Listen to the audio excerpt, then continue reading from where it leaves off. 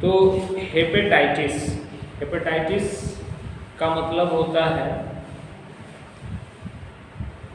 कि लीवर में प्रदाह हो जाए, टिस जहाँ लग जाता है तो प्रदाह उसको मानते हैं। तो हेपेटाइटिस का मतलब होता है कि यकृत में प्रदाह, इसको कहते हैं।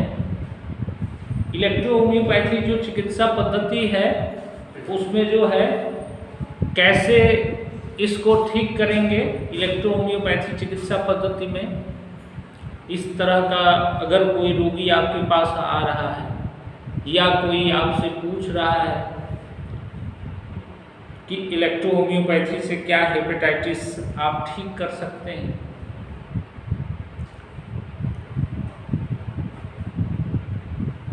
तो किसी भी मरीज को या लोगों को यथासंभव आश्वासन दीजिए, लेकिन कभी ठीक होने की गारंटी नहीं लेना चाहिए। ठीक, यथासंभव आप आश्वासन दीजिए कि मैं बेहतर कर सकता हूँ, बढ़िया कर सकता हूँ, हमारी दवाई अच्छा काम करती है लीवर में, या ऐसे रोगियों को हमने देखा है, आप हमारे पास एविडेंस देख सकते हैं। ठीक है, जिनमें बहुत अच्छे रिजल्ट हैं और बहुत अच्छा काम हो रहा है, तो ऐसा आप बोल सकते हैं। तो हेपेटाइटिस को कैसे ठीक करेंगे इलेक्ट्रोहोम्योपैथी में? पहला कि हम जब इसको फर्स्ट की सिम्प्टोमेटिक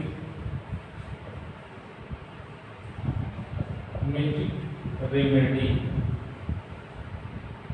सेकेंड क्या होता है ऑर्गेनिक,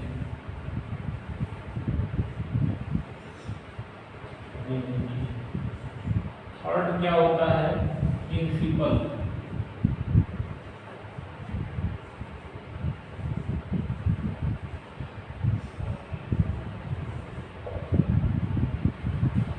तो सिम्प्टोमेटिक रेमेडी का मतलब कि मरीज जो हमारे पास आया है उसका जो सिम्टम्स लेके हमारे पास आया है, तो उसके जो मैनेजमेंट की व्यवस्था हम करते हैं, तो खास करके उसी को मैंने जो है सिम्प्टोमेटिक रेमेडी का नाम दिया हुआ है कि आपके क्लिनिक पे आया है। तो इसमें मुख्य रूप से क्या क्या सिम्टम्स जो है इसको होता है रोगी को, ये हम देखेंगे कि मुख्य रूप से रोगी में क्या क्या सिम्टम्स होता है। बाकी हम लोग डाइजेस्टिव पढ़ रहे हैं तो उसमें बहुत डिटेल में हेपेटाइटिस आएगा।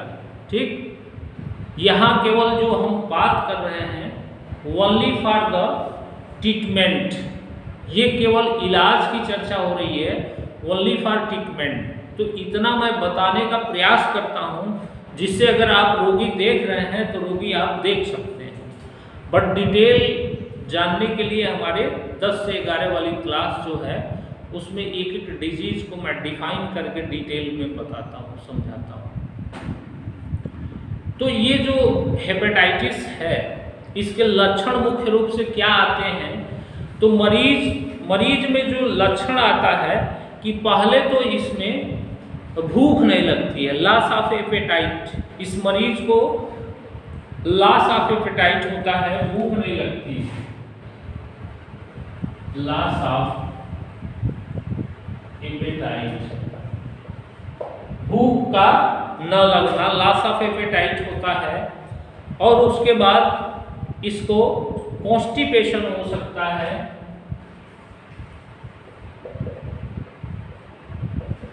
कॉन्स्टिपेशन कब्ज हो सकता है, और क्या अल्टरनेट इसको डायरिया भी हो सकती है, कॉन्स्टिपेशन अल्टरनेट डायरिया।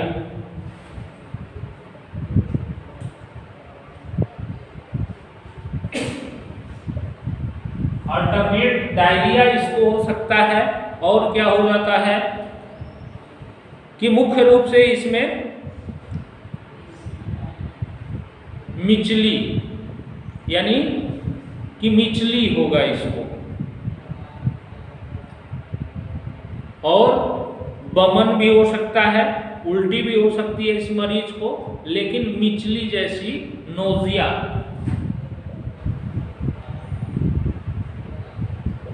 नोजिया होती है। और क्या कि इस पेशेंट के कभी कभी जो पेशाब हैं वो पीले होने लगते हैं, येलो यूरिन, येलो यूरिन, पेशाब जो है पीले होने लगते हैं। और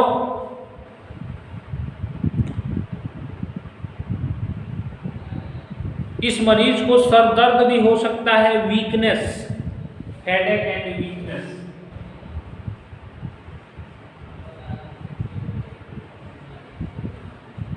वीकनेस, कमजोरी, हेडेक, कमजोरी हो सकता है। और क्या हो सकता है, ये तो सब सिम्टम्स हैं, यानी कि ये जो सारे क्या हैं, सिम्टम्स हैं। रोगी देखने का मैंने तरीका भी आपको स्पष्ट रूप से बता दिया है कि रोगी कैसे देखना है। एक तो सिम्टम्स, दूसरा साइन, जो हम ऑब्जर्व करेंगे। तो इसमें ऑब्जर्वेशन पे क्या मिल सकता है कि मुख्य रूप से इसमें जो है ऑब्जर्वेशन में लीवर में थोड़ी वृद्धि मिल सकती है, इनलार्ज लीवर, साइन में ये होगा इनलार्ज।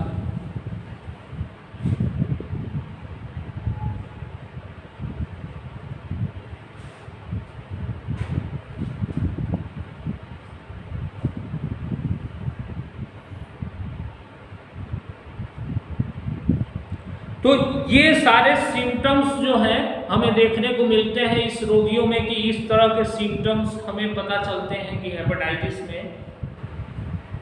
और कभी कभी होता है कि नॉन सिम्टोमेटिक होता है किसी किसी को, और अचानक से पता चलता है कि हेपेटाइटिस है इसको। जैसे मान लो ब्लड देने गया किसी को, तो जांच होता है उसमें, तो अचानक से उसको पता चलता है कि इसको तो हेपेटाइटिस है, या किसी कारणवश किसी बीमारी में इलाज के लिए जाता है तो उसको पता चलता है। विदाउट सिम्टमलेस मरीज को कुछ पता नहीं चलता है कि हमें कोई सिम्टम्स भी है। ठीक है,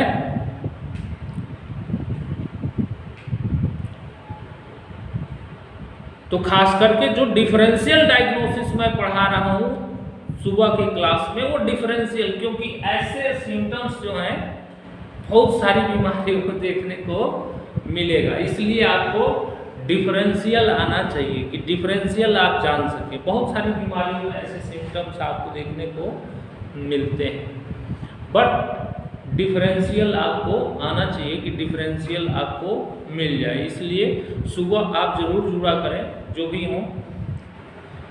तो ये तो हो गया आपका सिम्टम एंड साइन। अब हम आते हैं कि आर्गन इसमें कौन सा इन्वॉल्व होता है। आर्गन मुख्य रूप से लीवर, कौन सा है, लीवर, लीवर, ठीक। अब कारण पे आते हैं, तो कारण हमने आपको इंटरनल और एक्सटर्नल,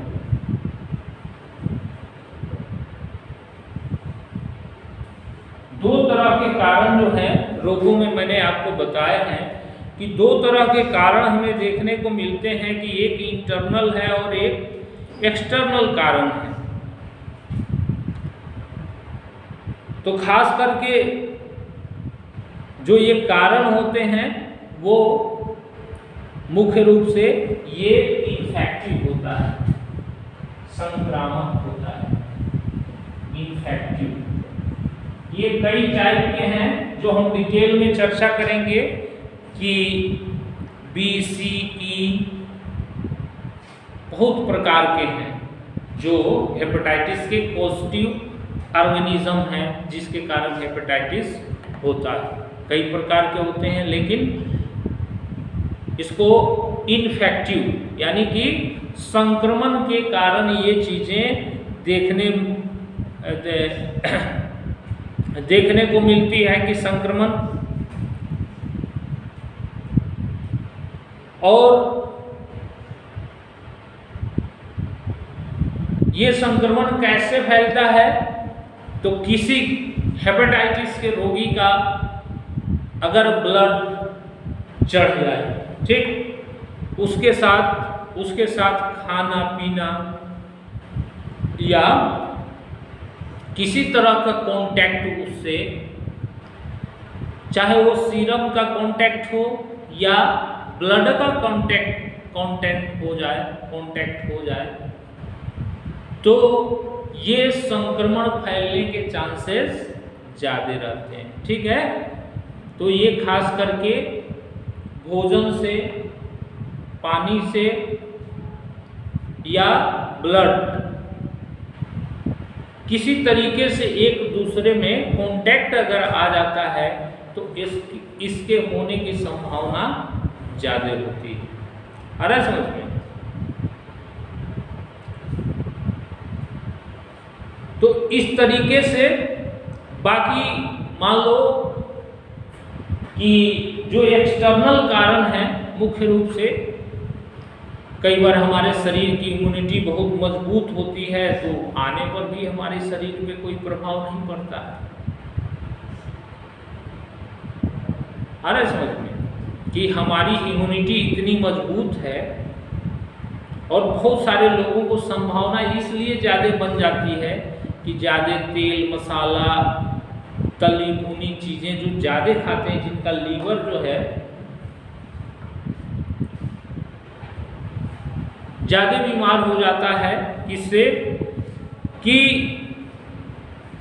आवश्यकता से अधिक आवश्यकता से अधिक भोजन, वो भी जो भोजन है वो स्पाइसी हो, मसालेदार हो, और क्या हो सकता है कि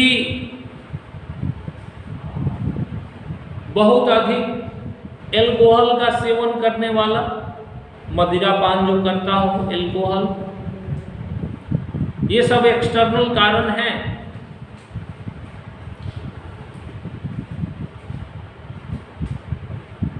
और जो नॉन इन्फेक्टिव हेपेटाइटिस है, कि सूजन हो जाता है, तो ये सब कारण है, जैसे लीवर पे चोट लग जाना या ये आपका एल्कोहल का सेवन करना या इस तरह की चीज़ें जो उस रोग को क्या करती हैं, बढ़ाती, उस रोग को इंक्रीज करती हूँ। तो इन्फेक्टिव भी है और एक नॉन इन्फेक्टिव है, जिसके पीछे कारण जो है मुख्य रूप से आपके एक्सटर्नल जो कारण हैं वो मुख्य रूप से प्रभावी होते हैं, या तमाम तरह के ऐसे मेडिसिन ड्रग्स जो लीवर पे प्रभाव रखते हैं, वो भी एक कारण बनते हैं लीवर इंजरी के, लीवर की इन्फ्लामेशन क्रिएट करने के, ये भी एक कारण जो हैं वो होते हैं। और भी जब हम डिटेल में पढ़ेंगे इसको, तो और वहाँ हम डिटेल करेंगे इसको। आते हैं अब कि इसको ट्रीटमेंट कैसे करेंगे, इलेक्ट्रोपैथी में कैसे इसको ट्रीट करेंगे, इलेक्ट्रो होम्योपैथी में कैसे इसको ठीक किया जा सकता है हमारी इलेक्ट्रोपैथी दवाई द्वारा। तो मुख्य रूप से आप जो सिम्टोमेटिक रेमेडी है, तो सिम्टोमेटिक रेमेडी मैंने पहले भी बताया है आपको कि दो तरह की है। एक एप्लीकेटरी है, जो उस पर्टिकुलर एरिया पे जहाँ पे बीमारी के कारण इनलार्जमेंट हुआ है, सूजन हुई है या कुछ भी हुआ है, उस पे हम एक्सटर्नल एप्लीकेशन कराते हैं। तो एक्सटर्नल एप्लीकेशन में आपका मुख्य रूप से एक्सटर्नल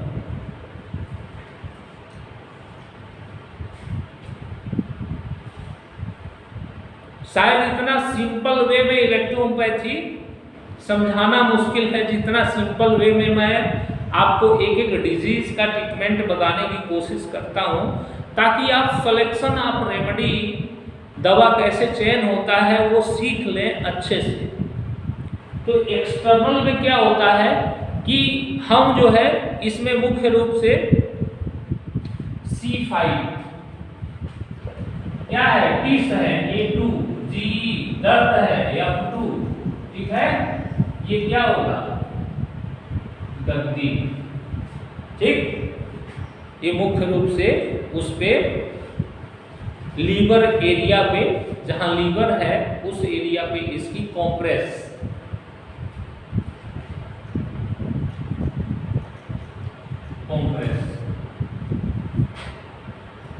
पिलाने के लिए इसको मुख्य रूप से जो हम देते हैं, इसमें जो है WE और G मुख्य रूप से होता है, कभी कभी BE उपयोग कर लेते हैं कंडीशन के आधार पे।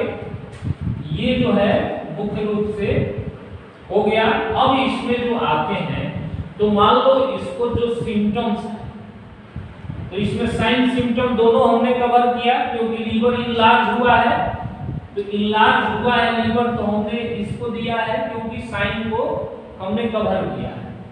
अब जो है सिम्टम्स को कवर करेंगे, तो यहाँ पे C8 आती है, C8 ड्राई पिल्स। और क्या क्या दिख रहा है, मान लो कि कॉन्स्टिपेशन है तो यस लॉस हो गई, ठीक, नोजिया है तो या वोमिटिंग है, यस सिगारे हो गई, और सरदर्द है तो आप मैनेजमेंट करने के लिए आप अपनी गोली जो है प्रयोग कर सकते हैं रोगी को, जिससे रोगी को क्या मिल सकता है, तत्काल आराम हम दे सकते हैं। तो जैसे जैसे सिम्टम्स होता है उसी आधार पे हम क्या करते हैं, उसी आधार पे हम सिम्टोमेटिक रेमेडी जो है, जो मैनेजमेंट करते हैं मरीज का, जिससे वो परेशान है, भूख नहीं लग रहा है, मरीज को भूख नहीं लग रहा है, ठीक, तो भूख नहीं लग रहा है तो तुम्हें दवा देना पड़ेगा कि उसको भूख लगे तत्काल, तो भूख लगने की व्यवस्था तुम्हें करनी पड़ेगी। तो ये मुख्य रूप से ड्राई पिल्स में होते हैं, सूखी गोलियों में, ठीक। कब्ज है, कॉन्स्टिपेशन अगर है, कॉन्स्टिपेशन है, कब्ज है, तो हम यसलास, C10, भरटू, जो आपको लगे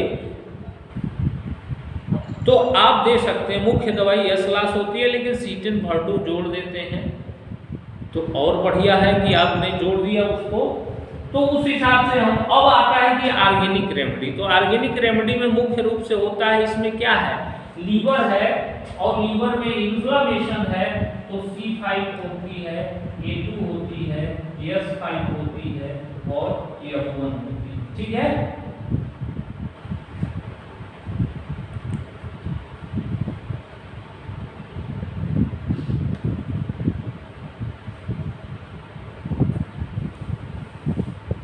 ये मुख्य रूप से दवाई होती है।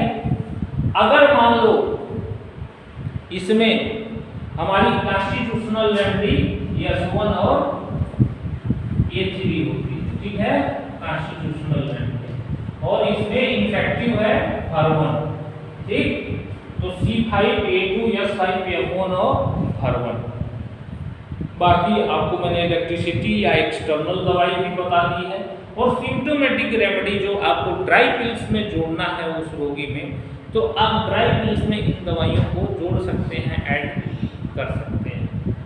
इस तरीके से आप S1 और A3 कॉन्स्टिट्यूशनल रेमेडी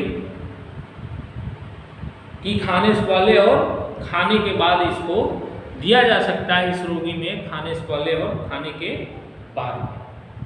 तो इस तरीके से इसकी चिकित्सा जो है हम इलेक्ट्रो होम्योपैथी द्वारा कर सकते हैं।